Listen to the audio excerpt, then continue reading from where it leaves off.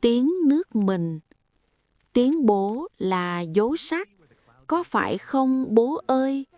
Cao như mây đỉnh núi, bát ngát như trùng khơi. Tiếng mẹ là dấu nặng, bập bẹ thuở đầu đời, ngọt ngào như dòng sữa, nuôi con lớn thành người. Tiếng vọng là dấu ngã, kẽo kẹt suốt mùa hè. Bà ru cháu khôn lớn, trong êm đềm tiếng ve. Tiếng làng là dấu huyền, có sân đình bến nước, có cánh diều tuổi thơ, nâng cả trời mơ ước. Tiếng cỏ là dấu hỏi, tuổi thơ chơi chọi gà. Nếu tiếng không có dấu, là tiếng em reo ca. Trúc Lâm.